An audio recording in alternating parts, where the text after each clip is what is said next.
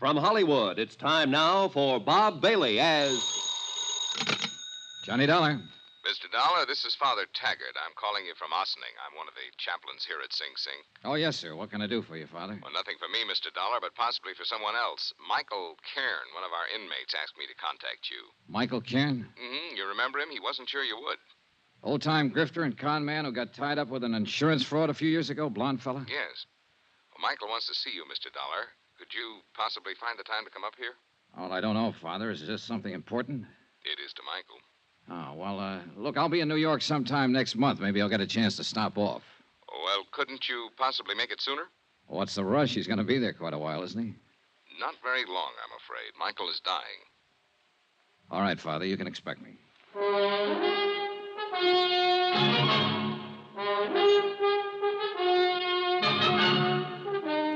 Welcome to Johnny Dollar. Beginning tonight and every weekday night, Bob Bailey in the transcribed adventures of the man with the action-packed expense account. America's fabulous freelance insurance investigator. Yours truly, Johnny Dollar.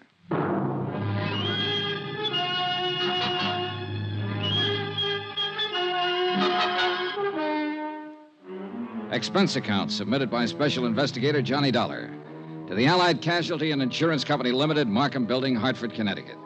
Attention, Ed Barth, Controller's Office. This is an accounting of expenditures during my investigation of the Macormack Matter. Though you didn't authorize the investigation, Ed, I'm sure that once the facts are out, you will honor the following. Expense account, item 1, $7.95. Train fare and incidentals, Hartford to Ossining, New York.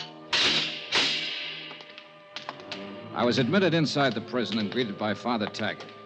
He's a tall, mild-looking man, a Jesuit, I believe. He had a pass all ready for me, and he led me straight to the prison infirmary. Just in here.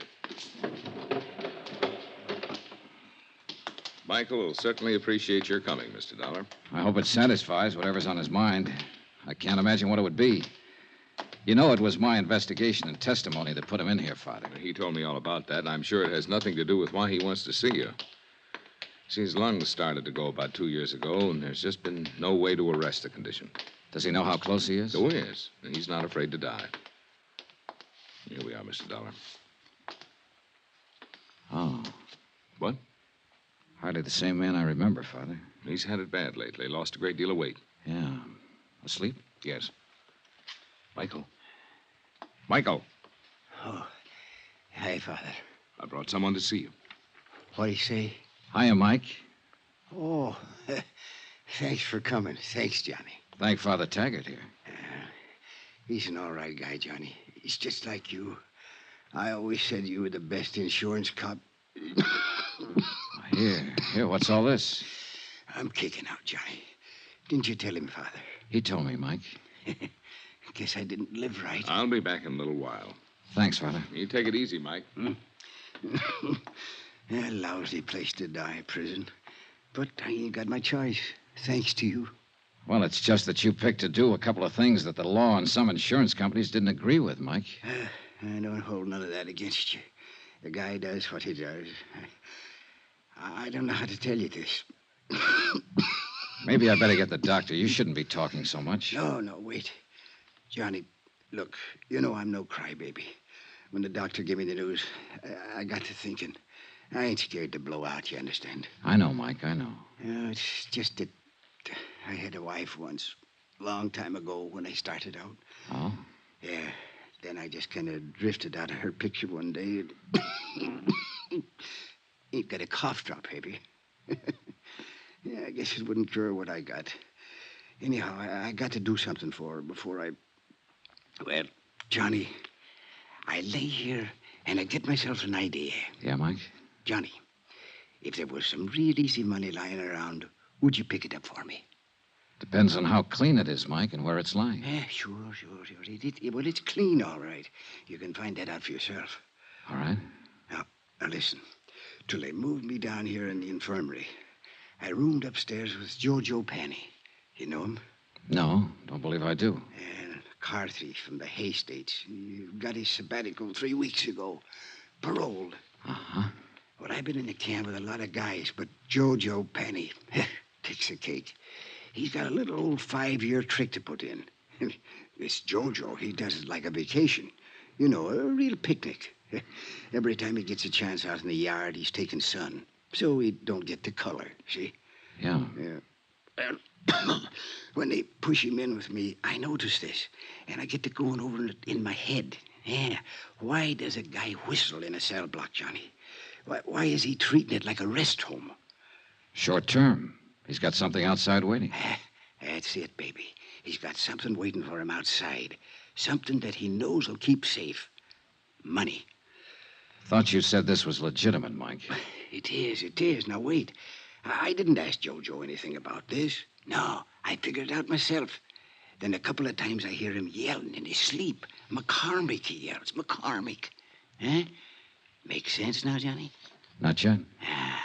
The big heist, Johnny, the big heist. A few years ago, a rich guy named McCormick out on Long Island or someplace like that gets turned over for $100,000 worth of jewelry. You remember? Vaguely. Yeah, well, I'm thinking that Jojo Penny was in on it somewhere. Else why would he be singing and whistling and chilling himself around this flytrap for 5 years? Else why would he be talking about that when he's sleeping? McCormick. Yeah. Maybe you've got something, Mike. I know I got something, Johnny. And you got something, too. Oh, no, Mike, take it easy. Oh, I'm all right. Don't you see? The insurance company must have a reward out. They always do. A reward. Yeah, but Mike, look. I tell you, Jojo is the ginzo that done the job. Or he knows who did it. So, you look into it. Work on it. Maybe turn up the stuff and get the reward. Good clean coin. Yeah. Yeah. Send half of it to my old lady, will you? You keep the rest yourself. What you say? Huh? Will you?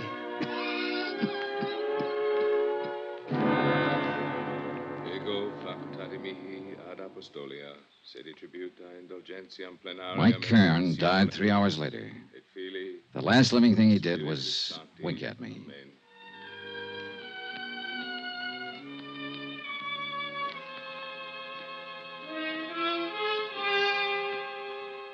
Expense account item 2, $14.20. Train fare and incidentals, Ossining to New York. I arrived at 2:15, dropped my bag off at the New Weston, and went over to the Metropolitan Police Station to find out what I could about the McCormick matter. It was all pretty much as old Mike had told me. A Julian McCormick living on Long Island had suffered a $100,000 jewelry burglary in 1951. 12 suspects had been arrested and released. The case was marked open and unsolved. Allied Casualty had been the insurance company involved. This is the adjustment office. Frank Porter speaking. My name's Johnny Dollar, Mr. Porter. I'm an investigator. Oh, I think I've heard of you, Mr. Dollar. Yeah? Wonder if you could give me a little information about a claim your company handled in 1951. A man named Julian McCormick out on Long Island. Gee whiz, a long time ago. What about the McCormick claim? I might have some information on it. I don't know yet. It's a long chance. I'm at police headquarters, and I notice you investigated for the insurance company. I'd like to talk to you. Yeah, sure, but it's kind of late today. Tomorrow, okay? Well, you can tell me this right now. Is there any reward being offered? Gee whiz, kind of folds my sails. How's that? Well, asking about a reward. You sound like you can make full recovery and want to make sure that you'll be paid for it. Well, I said it was just a long shot. How about the reward? Well, that's pretty standard with us on cases like this. Yeah, I think it's 7,500, something like that. I'm not sure. Where are you staying? New Weston. Well, I'll look it up, get the exact figure, and call you there. How'll that be? Fine, thanks. That'll be fine.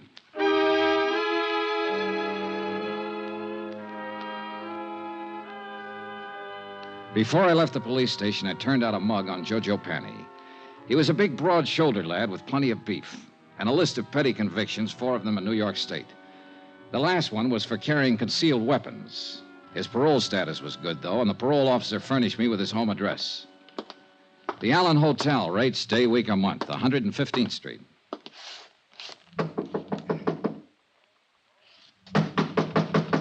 It's open. Come on in. Hiya. Looking for Joe Penny. Yes, sir. That's me. My name's Johnny Dollar. Yeah? I just came down from Ossining. I saw a friend of yours up there, Joe. Who was that? Mike Cairn. How's Mike? Not so good. He died today. It's too bad.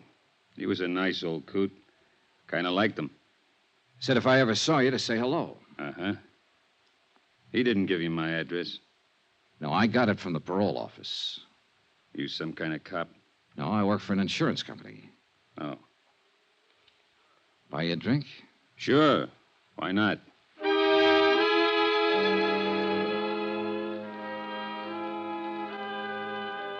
Expense account, item 3, $4 even for drinks. I wanted to look at Jojo Panny and talk to him and figure out how I was going to go about getting information from him.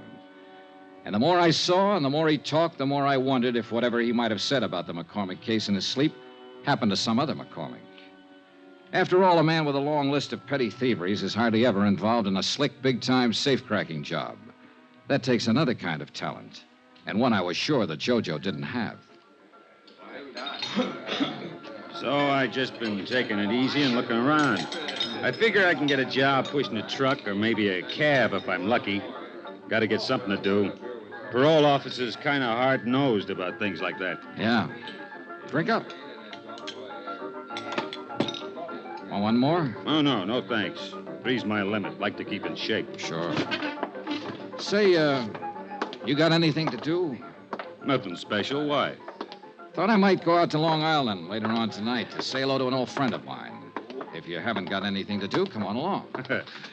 You're okay, Bub. Sure, why not? This friend of yours, he's an ex-con, too? No, he never did any time. Just a friend. Want to say hello is all. Oh. Rich fella. His name's Julian McCormick. You're, very big with the hellos around here today, aren't you? Anything wrong, Joe? You probably are. Why do you say that?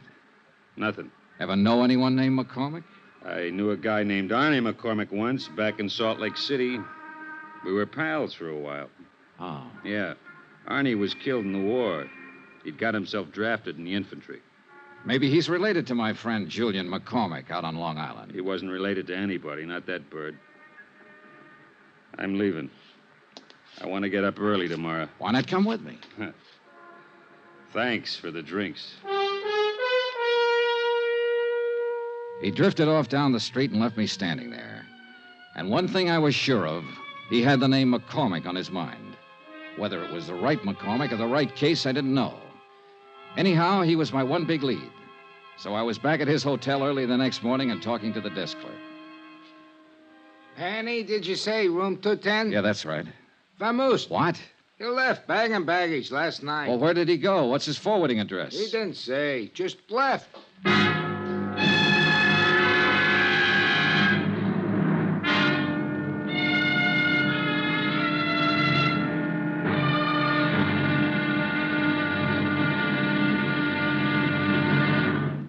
Now, here's our star, Bob Bailey, to tell you about tomorrow's episode. Thanks. Tomorrow, there's living proof that a pretty girl can be just as dangerous as a pretty girl. Join us, won't you? Yours truly, Johnny Dollar.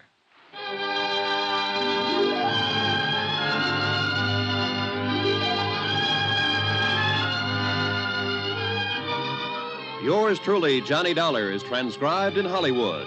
Written by John Dawson, the entire production is under the direction of Jack Johnstone. Be sure to join us tomorrow night, same time and station, for the next exciting episode of Yours truly, Johnny Dollar. Roy Rowan speaking.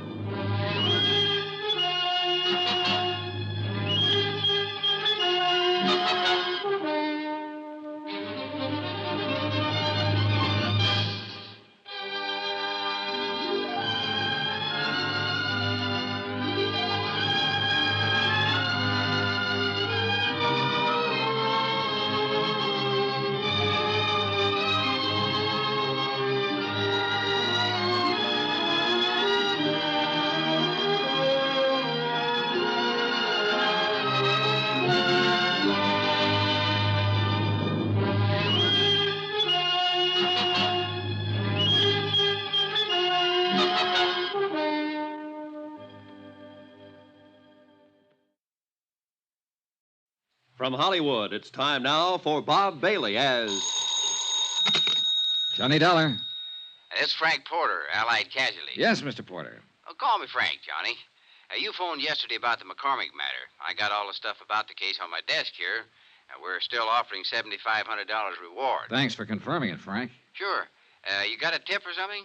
An old con named Mike Cairn gave me a tip about a guy named Jojo Panny. I'm working on it. Need any help? No, not yet. I might. Jojo pulled out of his hotel last night, bagging baggage. Oh, what are you going to do? I'm on my way to Long Island. Huh? I want to talk to Macormack himself. Oh. Johnny, Yeah? let me give you a tip for your own good.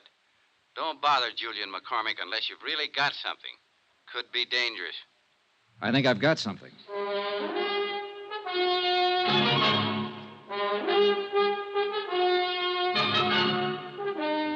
Tonight and every weekday night, Bob Bailey in the transcribed adventures of the man with the action-packed expense account. America's fabulous freelance insurance investigator. Yours truly, Johnny Dollar.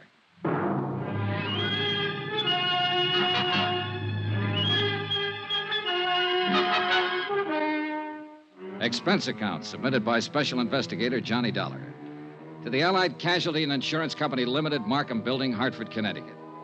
The following is an accounting of expenditures during my investigation of the Macormack matter. Item 4, $10 deposit on the car I rented to drive out to Julian McCormick's home on Long Island. And judging by the looks of the place, a safe full of $100,000 worth of jewelry would feel right at home. It was a mansion, and the rugs on the floor were an inch thick. I'm sorry I've kept you waiting. Mrs. McCormick and I were packing for a little trip to Europe. Sit down, please. Thanks. Going to be gone long? Oh, we usually spend several months a year over there. We're a bit late this year. Our reservations are for next week. I envy you, Mr. McCormick. Dollar, the name? That's right. Forgive me, but I don't seem to recall having heard of you before. Oh, that's okay. We never met. I'm an insurance investigator. Oh, really? Am I being investigated or something? No, nothing like that. It's just that I might have a lead on that jewelry that was taken from your home a few years ago. Well, that's wonderful. You must tell me about it. Can I make you a drink? No, thanks. You're from the insurance company, Allied Casualty? No, I'm not. I'm an independent investigator. Well, why should anyone feel it necessary to call in a... Oh, I see. There's a reward, of course. That's right. Yes, of course. But now, tell me, how can I help you? Well, I'm just checking a few things, Mr. McCormick. I haven't even gone over it with the man who handled the case for Allied. Possibly I have run into something that'll help. I don't know. I'd like you to tell me what happened. My safe was opened and my jewelry taken. I mean, how it happened. Well, it was right in this very room. That's the wall safe there. Uh-huh. Mrs. McCormick and I had just returned from our honeymoon. 5 years ago it was. Yeah? All I know is that when I stepped into the library here that morning, the safe was open and everything was gone. Whoever did it was extremely clever and quiet, I must say.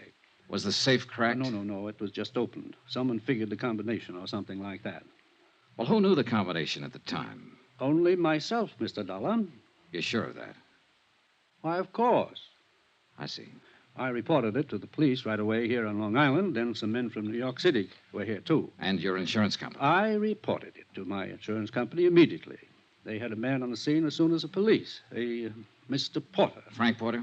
Yes. Do you know him? I've talked to him on the phone. I haven't met him. A very nice chap. He worked very hard trying to recover it. I'm sure he did. Did they have an adjuster? Yes? How much did you collect, if you don't mind?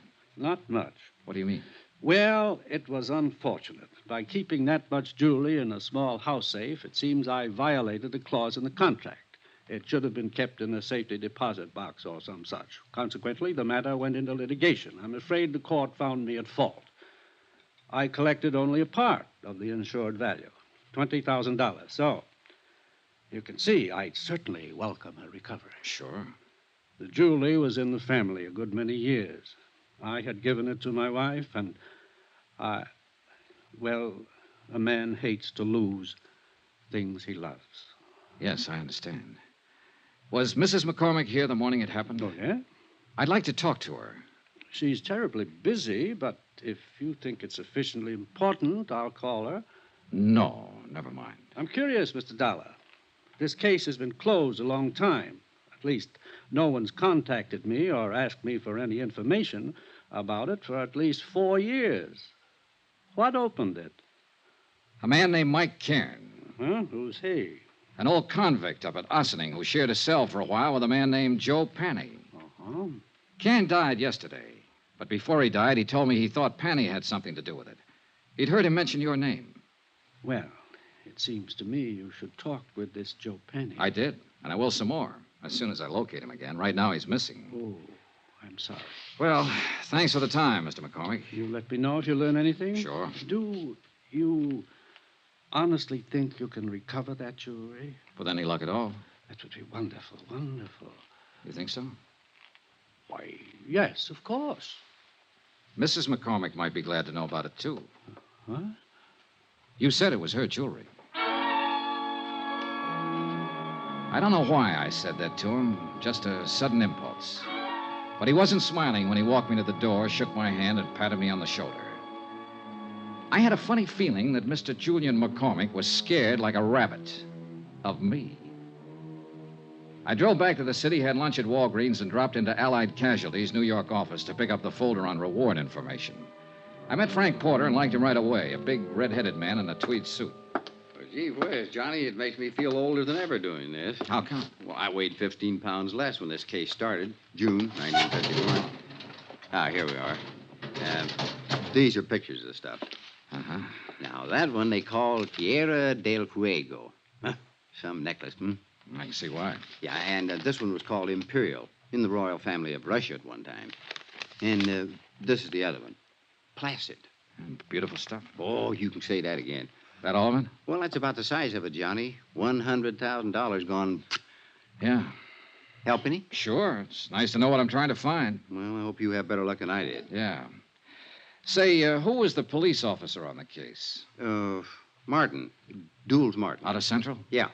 We ran down every lead we could find, big and small. The file said you made 12 arrests. Yeah, something like that, but not one of them panned out. Had to let them all go. Martin requested pickups on every big-time jewelry man in the country. Now, I don't think one of them was overlooked. Well... No, Johnny, somebody just simply walked in that house, opened the safe as neat as you please, and walked right out with all of this.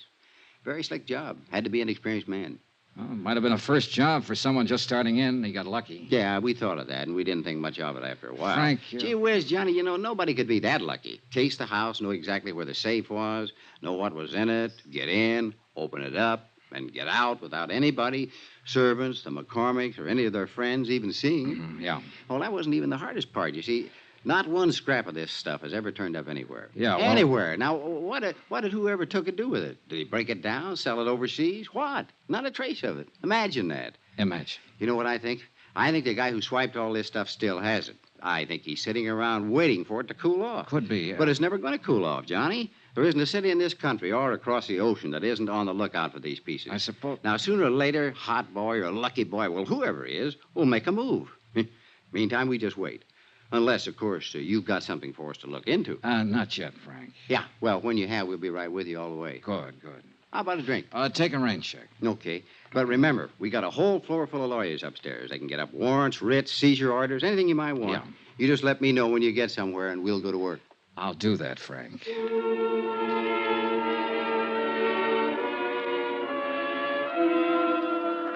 I left Frank Porter and went back over to the parole office to see what had developed with Joe Penny. After all, if he didn't report in, he'd be in violation of his parole, be in real trouble. But nothing had developed. He hadn't put in a change of address, nothing. So I went back to my hotel and had some dinner. Then I shaved, changed my clothes. Expense account, item 5, $1.50 cab fare.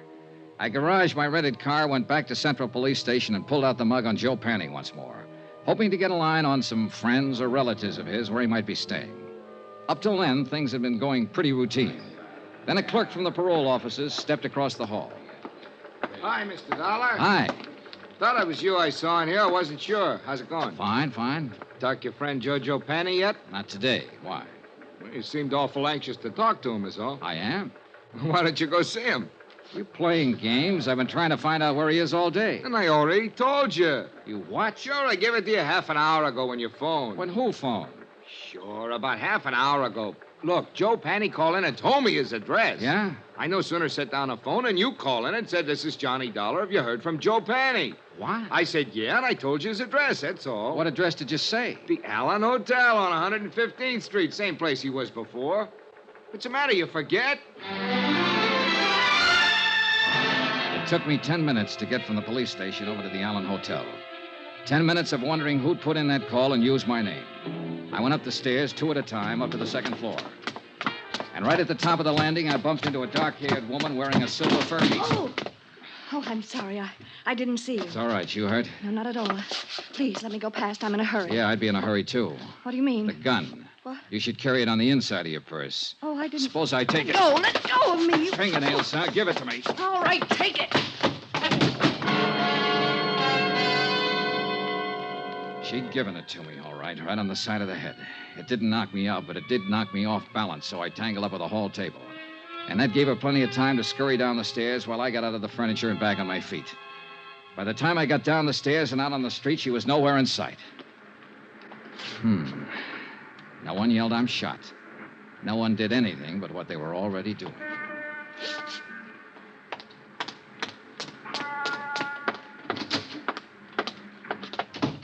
Hi. Where were you just now? You weren't here at the front desk. I was out back eating my dinner. Why? Oh, nothing. You happen to see that woman who just ran through here? Well, no. Tall, dark-haired woman, about 30, wore a mixed stole? Me? Yeah. Oh, you're kidding in this joint. Oh, brother. You still looking for Joe Panny? He lives here again, doesn't he? Yeah. Have you seen him? Where is he? Out.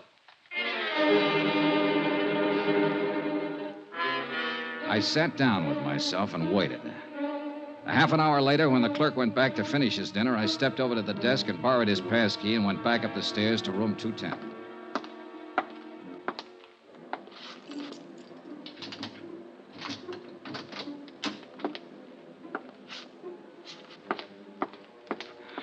Well, I didn't need the passkey, and I didn't need to doubt the clerk. Joe Panny wasn't there. But all of his things were. The curtains were drawn and the windows closed. Every drawer had been pulled out of every dresser. The mattress on the bed was slit from top to bottom, and the rug had been ripped and turned over.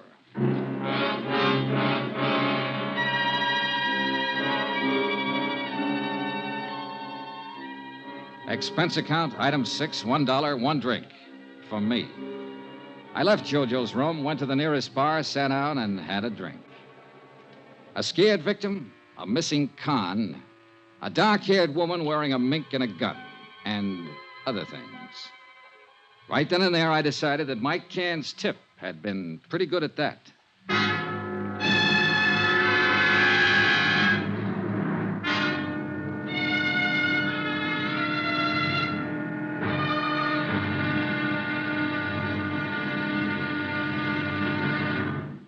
Now, here's our star, Bob Bailey, to tell you about tomorrow's episode. Thanks. Tomorrow, a slight case of mayhem.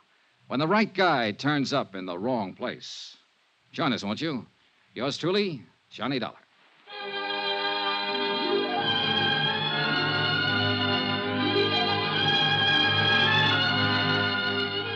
Yours truly, Johnny Dollar, is transcribed in Hollywood.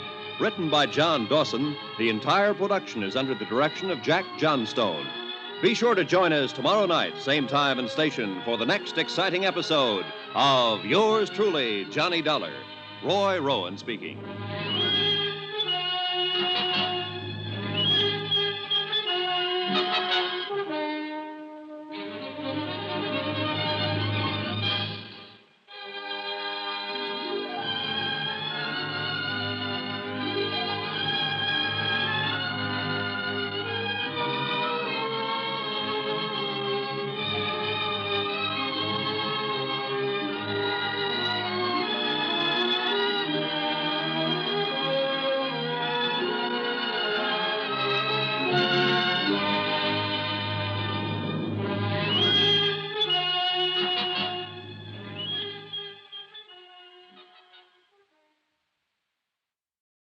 From Hollywood, it's time now for Bob Bailey as...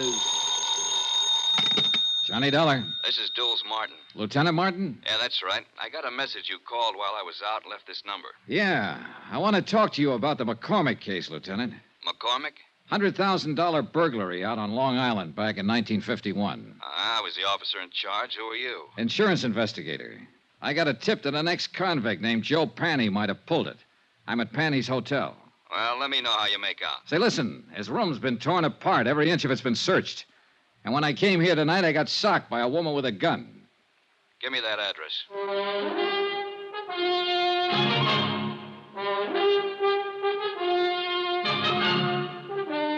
Tonight and every weekday night, Bob Bailey in the transcribed adventures of the man with the action-packed expense account. America's fabulous freelance insurance investigator. Yours truly, Johnny Dollar.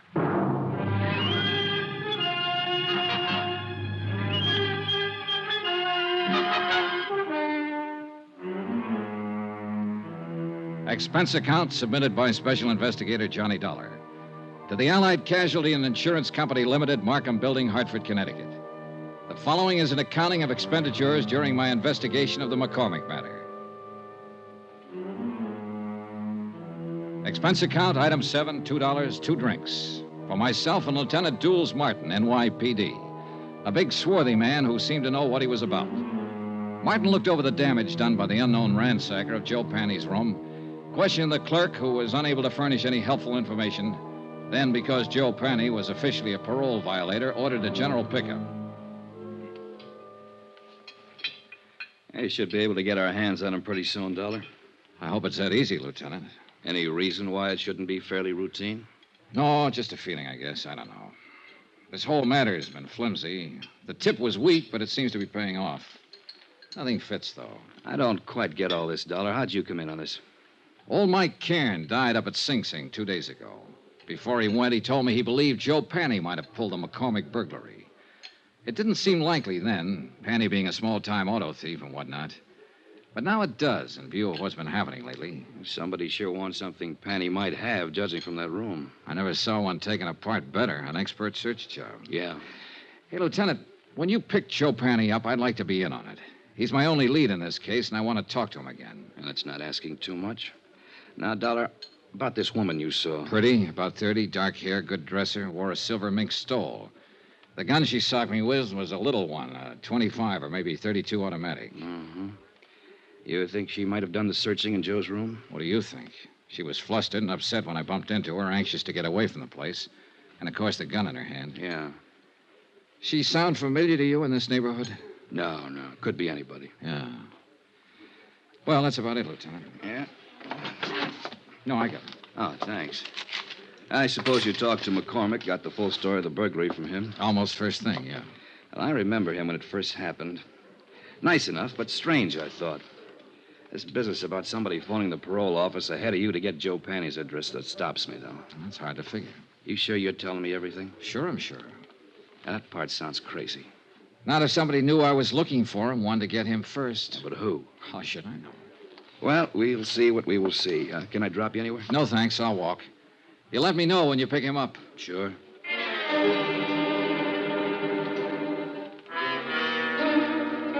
2 days passed, and I didn't hear from Lieutenant Martin. I finally phoned in, and a supplementary had turned up, no leads. Martin had men watching Joe's hotel. His former friends and acquaintances were being checked. Meanwhile, I decided to try and find out who the dark woman in the first stole had been. It seemed pretty obvious that she had just come from Joe's room, that she knew him or was connected with him in some way. So once more, I combed over Joe Panny's file at headquarters, this time looking for a woman's name.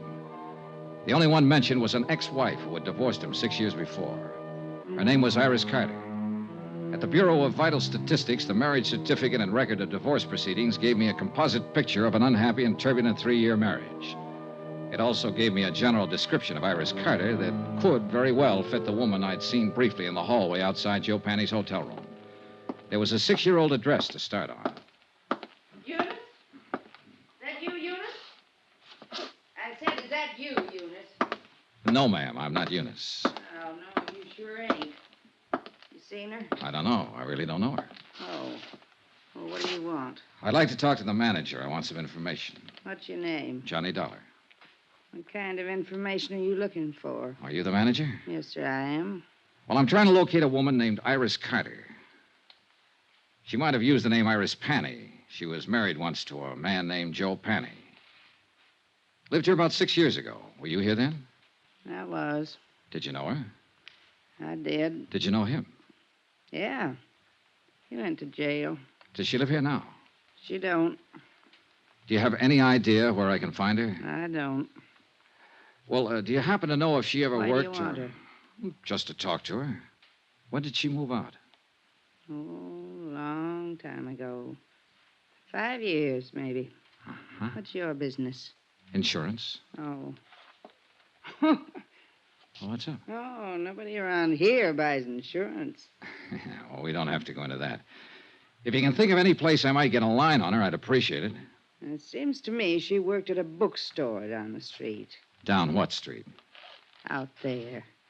Block or two down that way. I think she worked there. I don't know. You can try. Thank you, I will. My, you polite. You tip your hat. Say, tell me, do you remember what she looked like? Sort of. Yeah. Well? Oh, about as tall as I am. Nice. Pretty girl. Blonde or brunette? Dark hair. Almost black. Know any of her friends when she lived here? No. No, I couldn't tell you that. Why? Oh, I might look up one of them and ask her about her, that's all. You ask at that bookstore. I think she worked there.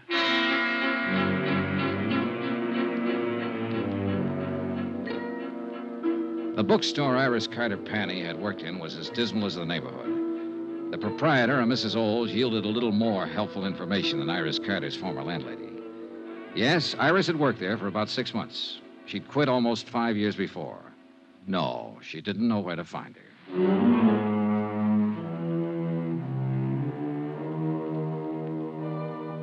Expense account, item 8, $1.02 lunch. I had it in a neighborhood diner called the Showboat, a place where Mrs. Oles said Iris Carter had frequently eaten. The restaurant manager remembered Iris vaguely. She also remembered Iris's boyfriend. I asked for a description. She did better than that.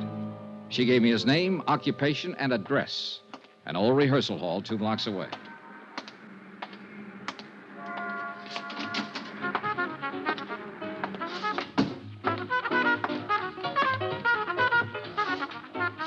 The 5-man combo working there was really putting it out.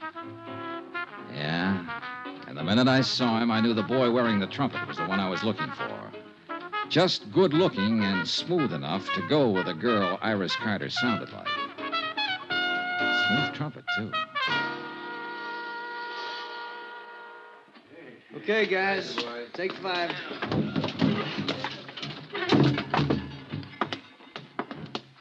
I'm looking for Jack Lang. You found him. I'm Johnny Dollar. Could we talk a minute? That's about all I got, Mr. Dollar. Want to smoke? No, thanks. Oh, man. Gets real tired out about this time of day. Yeah, imagine it does. The way you put it out. Well, everybody to his own racket. What's yours? Insurance investigator. Okay. Now what? Well, I've been asking around the neighborhood, and they tell me you once knew a girl named Iris Carter, or Iris Panny. Iris Carter. Go on. I'd like to find her and talk to her, and I thought you might be able to help me. Go on. I want to talk to her ex-husband most of all. I thought somehow she might know where to find him these days. He's in the can. He was released 3 weeks ago. No? Any ideas? No. I thought finding her might be a shortcut to him. I wouldn't think so. They were all washed up when I knew her. When was that? 5 years ago. She hadn't seen him for over a year then. Uh-huh. She didn't have much use for him. I don't blame her. How long did you know her? No. We went together for a while she worked at some crummy bookstore. Then she moved away, and I didn't see her after that. I think she said something about going back to Ohio. You think? I don't remember offhand. Well, let me put it this way. As far as I know, she's in no trouble. The one we want is her ex-husband. You'd be helping a lot if you could tell me where to find her. I don't know. I honestly don't know, and I sure wish I did. I'd like to find her myself. Why? Well, when she went with me, wasn't any good. I think she just walked out because she was tired of losers. Sick up to here, you know what I mean? Can't blame her. He gave her a pretty bad time. I didn't do much better. But now I got something. It's this little 5-piece outfit. Not much, but something. I'd like to show it to her and say, Iris, this is mine. You kind of had it bad, huh? Bad as a guy like me can get it. I know I'll probably never see her again as long as I live, but... boy, if another one like her ever shows up, I'm gonna be ready, Dad. Ever see her? No, she must have been something. Here. Take a look. Nice, huh? Yeah. I take it back. What back? About seeing her. I've seen her. When? Where? 2 nights ago in the hallway outside Joe Penny's room. You sure? I'm sure. She hit me with a gun before she left. The picture he had flipped out of his wallet was old and well thumbed. It showed a sultry kind of face that could have been 20 or 30 or 40. A wide, frank, smiling, happy mouth. Not the kind of girl I would imagine could ever be married to a Joe Penny. But there was no doubt about it. She had been married to him, and I had seen her. On my way back to the hotel, I dropped in to check with Lieutenant Martin. Hi. Hi. Doing any good? Any lead on Joe Penny? Nothing so far. This may take longer than I thought at first. Well, I've been out looking for his ex-wife. I didn't find her, but I found a few people who knew her. She was the one at his hotel the other night. Name's Iris Carter. You sure? Positive. I saw her picture. We better try to pick her up, too. I'll put it out right away. Fine. Well, I'll keep in touch. Oh, wait a minute. Don't go. Huh? We had some action here today. Sit down. Thanks. Julian Macormack called up, reported you. He said you came out there bothering him a couple days ago. He said he doesn't want to be bothered.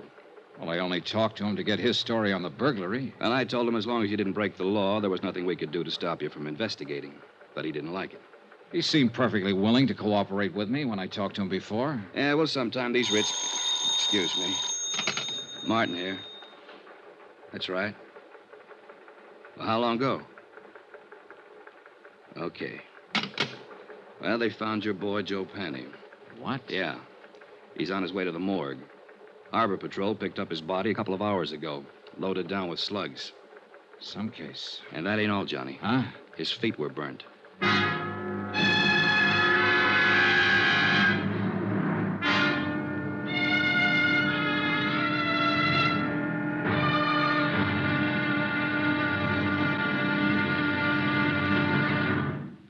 Now, here's our star, Bob Bailey, to tell you about tomorrow's episode. Thanks. Tomorrow, a phase of this case that ought to be called the Talking Corpse. For believe me, this one said plenty. Join us, won't you? Yours truly, Johnny Dollar.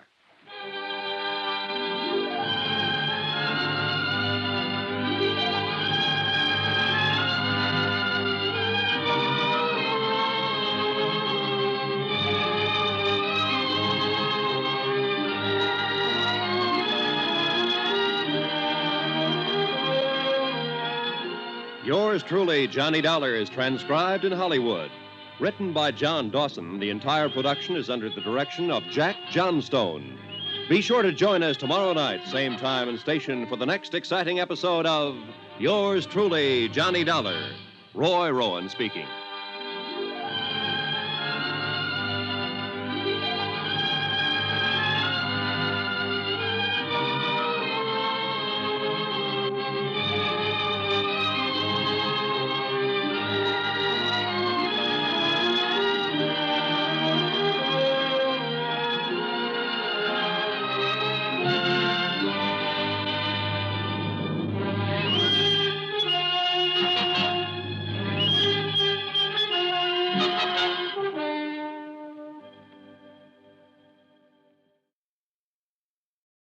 From Hollywood, it's time now for Bob Bailey as...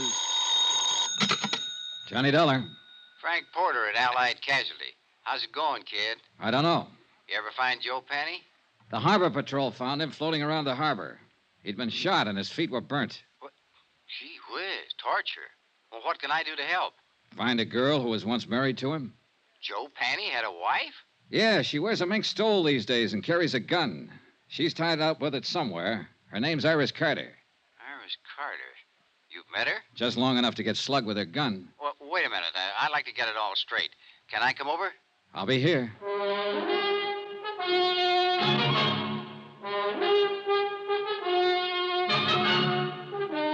Tonight and every weekday night, Bob Bailey in the transcribed adventures of a man with the action-packed expense account. America's fabulous freelance insurance investigator. Yours truly, Johnny Dollar.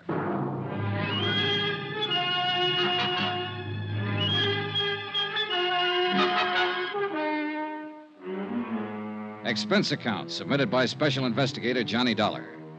To the Allied Casualty and Insurance Company Limited, Markham Building, Hartford, Connecticut.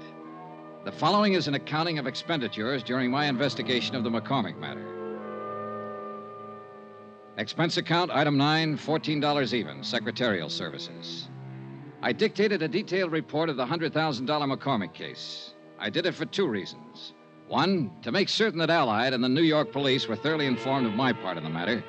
And 2, to review the case for my own benefit.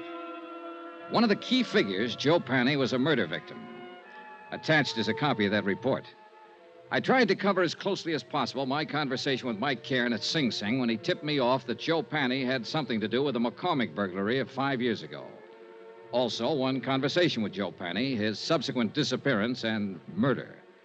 I had a copy for Frank Porter when he showed up at my room. He read it from top to bottom.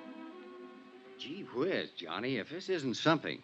You come here for Joe Panny. It looks like he did the McCormick job. Now he's dead. You're stopped. What can you do? Find his wife, maybe? You're doing this at your own expense, aren't you? Oh, I think your company will pay for it in time. You have to recover the stuff. I know. You think you will? I think so, yeah. Well, your key man's dead. You'll have to start all over again. Maybe not. I don't really know whether Joe Panny was my key man or not. I still can't see a small-time auto thief working a big, slick safe burglary. Every indication is that he was the one. I know. I'd like to find that girl, Iris Carter, and talk to her about it. She's connected with it. No, from what you say on the paper, yeah, very much. Oh, gee whiz, I feel like a fifth wheel. I'm not helping you a bit. You know, I handled this case for the company when it first broke. I worked with Lieutenant Martin for 6 months on it, and we didn't turn up a thing. You're on it 3 or 4 days, and you have all kinds of action. Well, I must have stepped in at the right time. Yeah. Johnny, Mm-hmm. somebody gunned Joe Panny down. Now, I know you like to work alone and do things your own way, but be careful if you stay on this. I get worried when somebody starts shooting. Oh, sure. I didn't get that, though. Why? If I keep on this, I wouldn't let it go now if my life depended on it. I'm going to find that woman, and I'm going to find the stuff. Sure. Well, gee whiz. Don't let anything happen to you. I won't. I talked some more with Frank Porter about the case. He repeated his offer in the name of Allied Casualty to help if he could. I told him I'd take it up on it if anything came up at all. He left. I was at Central Police Station 10 minutes later. And 5 minutes after that, Lieutenant Dools Martin was calling for the medical examiner's report on Joe Panny's death. A uniformed man brought it in. Martin shoved it across the desk at me. The ME says Joe Panny's been dead about 48 hours or longer. 225 slugs right through the chest, penetrated both lungs, one through the neck. It's very neat shooting at that range. What range? Oh, at least 20 feet, maybe longer. Not many people shoot 25s that well. It's a little gun. A woman's gun. Yeah. Yeah, that's what I'm thinking. Now, let's talk about that woman you saw around there that night. Now, you say it was Panny's ex. Yeah. Iris Carter. I don't know whether her gun was a 25 or 32. Well, think about it. I have. Now, look, don't get sore with me. It's just that she looks like better than ever for opening this case up. I put her on in all points. Sorry I got riled. That's all right. Now, the ME thinks that Panny was killed before he was dumped in the water, possibly ambushed by someone he didn't know or didn't trust. If he's right about the range, that'd fit in. Someone who knew him would do it close up. Yeah. Hey, wait. You said his feet were burnt. Yeah, I got the pictures here to prove it. Yeah, take a look. And these are the glossies. Uh-huh. Now, these are the burns here, Dollar. Right here. Here and here. Yeah. Then he wasn't ambushed exactly. Look, I don't know what he was. But this is the crazy part. He was already dead when this happened. No rope marks on his legs or wrists. You don't sit still for burning, no matter how tough you are. It's fascinating, huh? Someone shot him down, then tried to make it look like he was tortured for information first. Cover up. He's supposed to look like he knew something or had something. And maybe he didn't know or have anything at all. Oh, how do you feel? Lousy. If the burning was cover up, then maybe the big search of his room was cover up, too, to throw us off. To throw you off. Not me. I wasn't in on it then. Yeah. Well, one thing that's genuine. What's that? The corpse.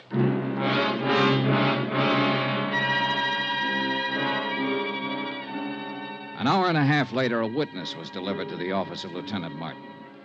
His name was Edmund Thompson. He sold papers in the dock area. Both Martin and I looked at him twice, and I could tell both of us were doubting the credulity of anything he might have to say. Hi. Hi. My name's Martin. This is Mr. Dollar. Yes, sir. Glad to know you both.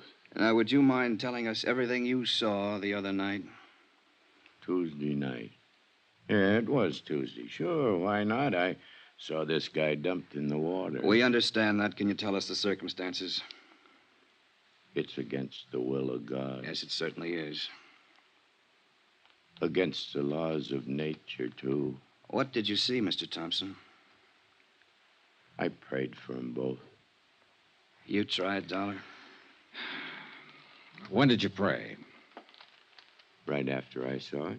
Yes, sir. On the street, huh? No.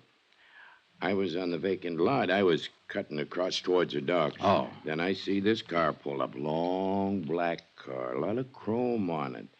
This fella jumps out and goes around at the back. He opens the trunk, and he pulls this other fella out.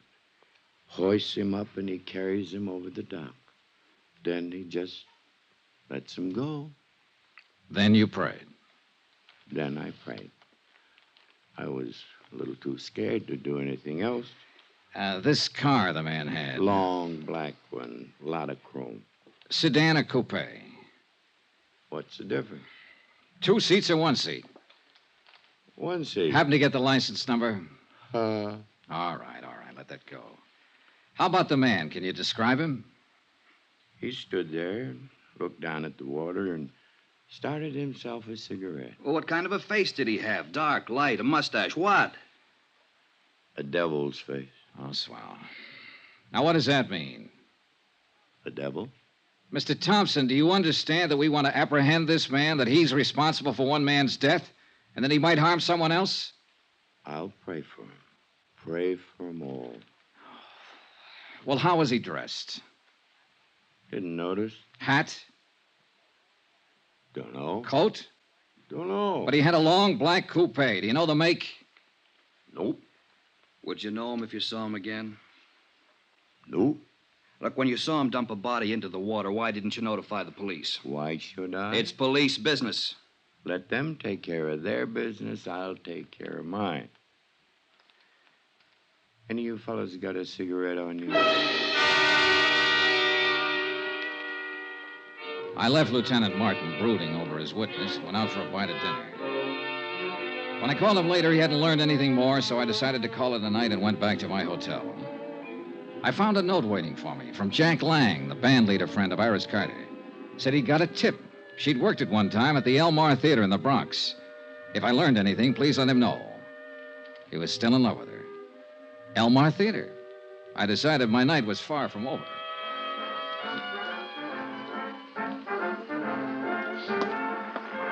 Hey, you. Buy a ticket out front if you want to look at the girl. I only want to see one. Her name's Iris Carter. Does she work here? I just told you, go buy a ticket out front. Just tell me this. Does Iris Carter work here? Is the name familiar to you? Have you ever seen her or heard of her? You give me any more trouble, I'll clouch. I told you, go out front. Can't you answer a simple question? I'm looking for Iris Carter. Iris Carter. You don't have to yell at Mister. He never heard of it. What? Call me a cop, Gloria. This Never mind, guy's Pop. giving me... Never mind. I'll take care of him. Come on, you.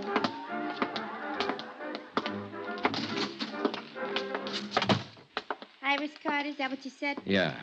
I gotta change. I gotta get back on in 5 minutes. Then I'll talk to you later. You haven't got much to say. Stick around. I'll change back at the screen. Okay. I'm Gloria Ward. Who are you? Johnny Dollar. What do you want with Iris Carter? I want to see her and tell her something. Tell me. Well, for one thing, her ex-husband's dead. What? Oh, better watch that screen. Oh. Say that again. Joe Panny, her ex-husband's dead. No kidding. That no good bum is really dead. Yeah. Where can I find her? She don't work here no more. Hasn't worked here in 4 or 5 years. She quit. Well, where is she? You took over from the old man out there when you heard me mention her name. You've satisfied yourself that I'm really looking for her, so suppose Don't flip with me, mister. I'm not satisfied about anything. Where is she? She got herself married to a nice guy. Good for her. Is she in town? You sure you just want to see her and tell her Joe's dead? That's about it. I thought maybe she might be able to help me and the police find out who killed him. He was killed? 2 days ago. They found his body today. How do you know about that? Are you a cop? I'm an insurance investigator. And you have to see her? You want it put in writing? Don't get in a huff. What I'm getting at is this. Quick change, huh? Now listen. Iris is good. You know what I mean? And she's married to a nice guy now. Will any of this make her trouble? Not if she hasn't done anything wrong. Well, I can tell you she hasn't. If it does make trouble, it'd be a shame. She's set up nice, and I like to see a girl set well, don't you? Certainly. I haven't seen her almost since she left here, but... Well, you look like a right kind of guy. I believe you. Thanks, Gloria. She lives out in Long Island now. Her name's McCormick. Iris McCormick. By the time I said goodbye to Gloria and walked out the stage door and got out into the alley, I thought I had most of it again. The ex-wife of an ex-con married a wealthy Long Islander named McCormick. When the honeymoon was over, the safe was robbed. Walking out that alley, I was wondering whether to phone the police or Allied Casualty first.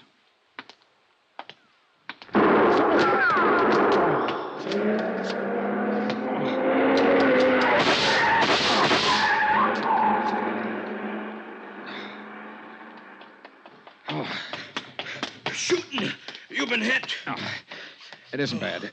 Did you see him? I didn't see nobody. The car. See the car, the one that just gunned out. Oh, the car. We had a long black coupe, a lot of chrome. A fella didn't have his lights on. Hey, that's against the law. Hey, you need help, mister. No, I'm all right.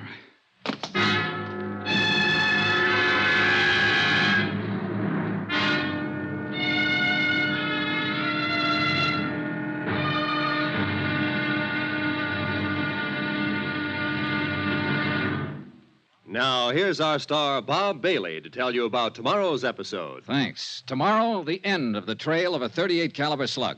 Join us, won't you? Yours truly, Johnny Dollar.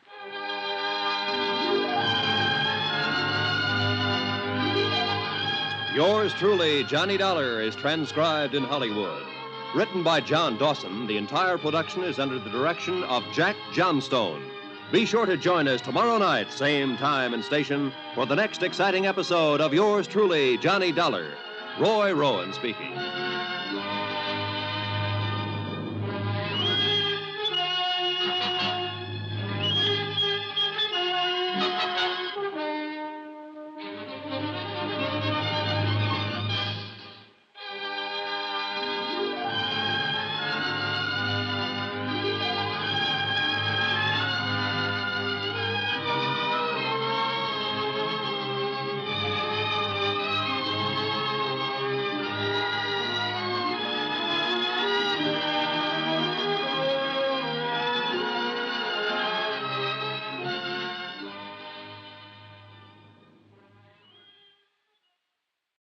From Hollywood, it's time now for Bob Bailey as...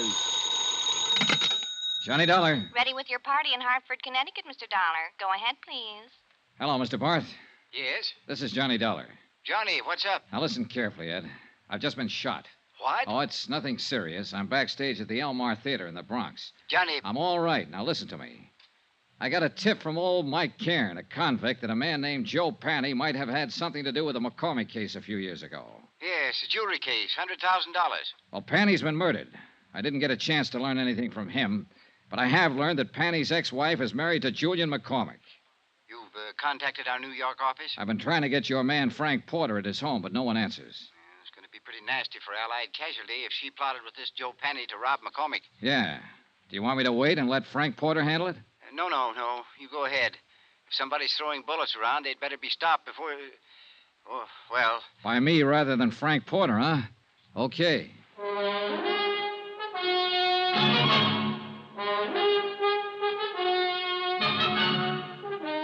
Tonight and every weekday night, Bob Bailey in the transcribed adventures of the man with the action-packed expense account, America's fabulous freelance insurance investigator... Yours truly, Johnny Dollar.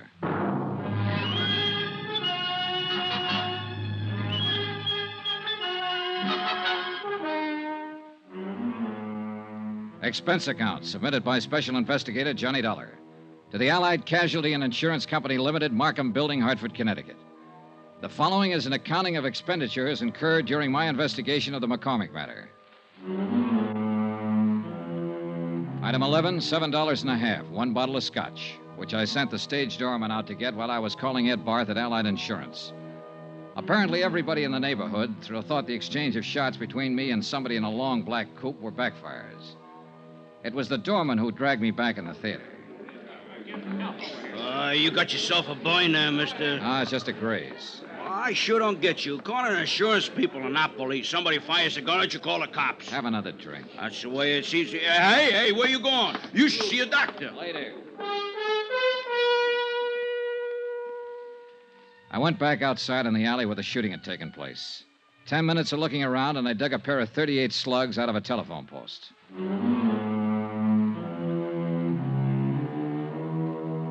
Expense account, item 12, $4.35, cab fare, Elmar Theater to Long Island. It was 12 o'clock straight up when I got to the Macormack home. There were no lights burning, and apparently everyone had retired for the night. I checked the garage first. A 55 Cadillac convertible and a 4-year-old Jag. No warm motors, no black coupes. I went to the house.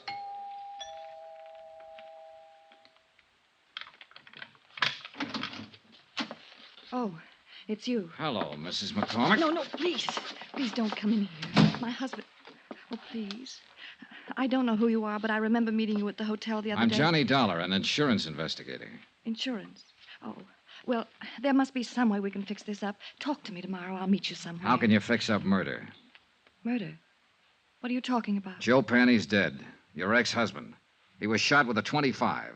Just like the one you swung at me at the hotel. Oh, no. Oh. You want to tell me about that? All right, I'll tell you. Joe was your husband once. You helped him rob this house 5 years ago. He couldn't have done it alone. He wasn't that slick. He wasn't that good. He could steal a car, but a safe lock's different from ignition. Well? Yes. Yes, I helped him do it. He made me. He promised me if I helped him, I'd never hear from him again. I opened the safe for him. But you were down to see him at his hotel the other night. You searched his room. Searched his room? Yeah. Well, I don't know anything about that. He called me, said he wanted money. I didn't know where he'd been for these last few years. Up the river. Oh, well, he wanted money. Only he wasn't there when I went there. And I was. Yes. And the gun? I went down there to kill him. But I didn't see him. Not then. Later somewhere. I haven't seen him at all, I tell you. Just talked to him on the phone. I don't suppose it'd make any difference if I told you I had a good reason. If I told you I love my husband very much. Not likely, in view of the fact you helped your ex-husband rob him of $100,000 worth of jewelry 5 years ago. Oh, I can explain that. Joe came around when we got back from our honeymoon. It's an old story. My past isn't all it... Well, anyhow, Joe threatened to tell my husband about it, unless I gave him money. I didn't have any, so I opened the safe for him that night. It was all I could think to do. Yeah. Then you split with him later on. I told you I haven't seen him. Why would I want to do that? I have everything I want in life right here. Mostly my husband. Well, it's still a police matter, Mrs. McCormick. I spent a long time looking for you. Maybe you better get your coat. Iris, Oh, you'll remain exactly where you are. Julian. And so will you, Mr. Dollar. Julian, you heard what I said. Don't worry about it, my dear. Mr. Dollar, I'm a gentleman, but this is a gun. I noticed. A .38. I got a couple of slugs in my pocket that came from it. Stand over there. Now, this is pretty silly. You can put that thing away and we can settle this the only way it can be My wife has settled. told you the absolute truth, Mr. Dollar. She's innocent of any wrongdoing so far as I'm concerned. Is that clear? It's pretty glib, McCormick. She's accessory to a $100,000 heist and she hasn't done anything wrong. If she wanted to give them away... To an ex-husband. To anybody. That was her affair. I would not press charges. Well, that takes care of you. How are you going to square it with Allied casualty in the state of New York? And you also forget a little matter of a dead man. But I haven't forgotten you, Mr. Dollar. Julian, please don't. I've caused enough trouble, please. Calm yourself, my dear.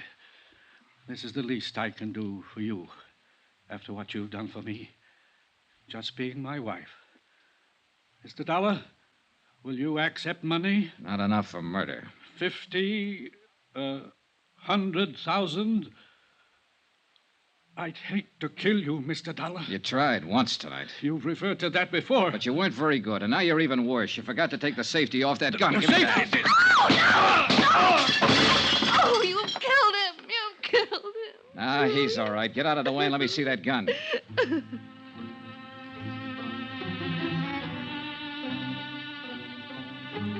I wasn't interested in either one of them for the moment. I was looking at the .38 I'd taken from Julian McCormick. There was a smear of cosmoline still inside the barrel. I sniffed it, checked it, found all chambers loaded. It was a brand new weapon, and it had never been fired.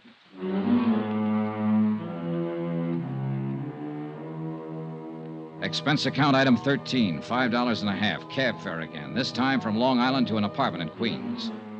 The man I wanted to see was Allied Casualties man Frank Porter.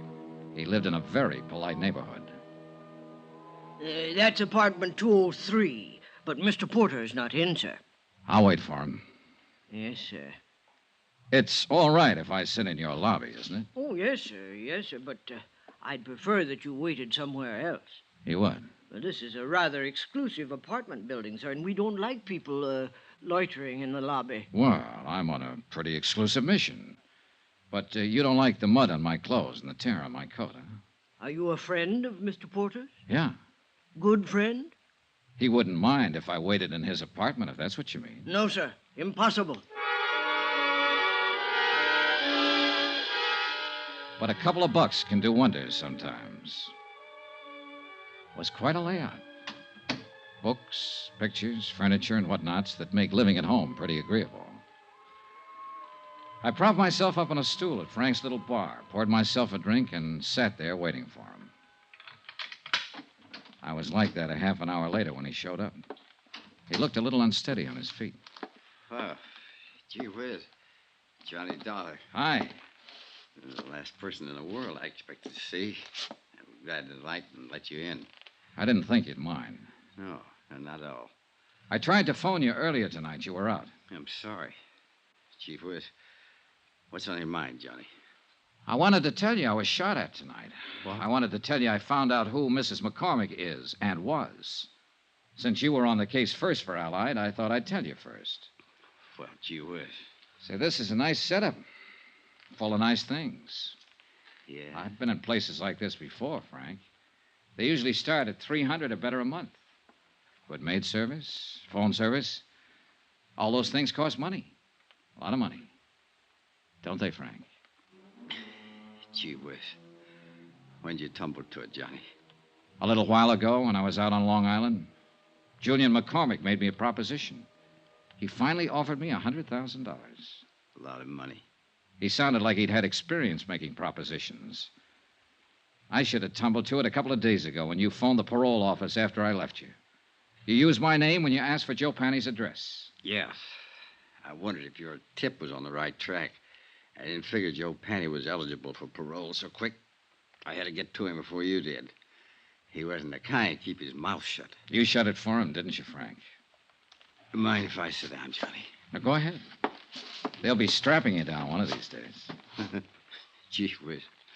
No $150 a week investigating claims by nice places like this. It was one of those lucky things, Johnny. When I was called to Long Island to investigate that heist 5 years ago, I met McCormick's wife. Happened to recognize her as Joe Panny's ex. And you knew McCormick was in love with his wife enough to pay you to keep quiet. I gave him service for his money. The cops would have broken that case in 24 hours, but I covered up all the tracks I could find. And I made it real safe by seeing Joe sent up the river. How? Just tipped off the cops to some of his hot car deals, and they picked him up. He happened to be carrying a gun, so he got to work. Then you just sat around drawing blackmail from McCormick. Gee whiz.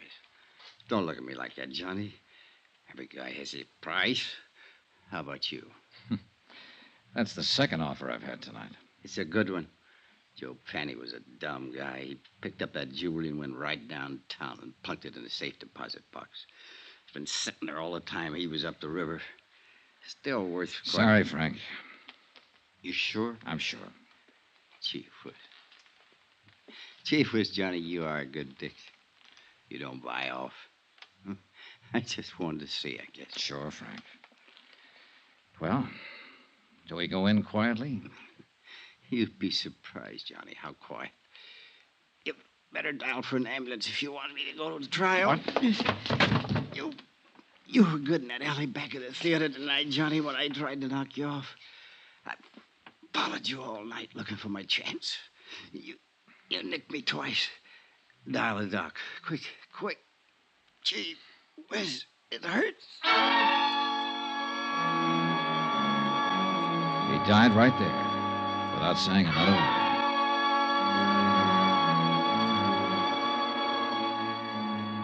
The disposition of the case and what to do about Frank Porter, an insurance adjuster who goes bad, is a matter I don't have to handle. And I'm glad. Expense account item 14, hotel and board in New York City, $79.30. Item 15, $84, legal fees and incidental expenses involved in locating the widow of Mike Cairns, who it seems is still alive somewhere in Iowa and will accept half the reward as promised. Item 16, $14 even, transportation back to Hartford. Expense account total, $265.91. Remarks?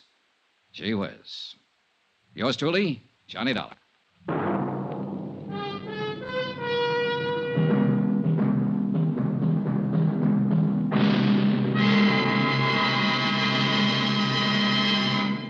Now, here's our star, Bob Bailey, to tell you about next week's story. Thanks.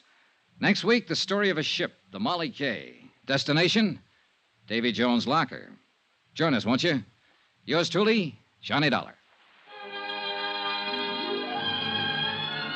Yours truly, Johnny Dollar, is transcribed in Hollywood. Written by John Dawson, the entire production is under the direction of Jack Johnstone.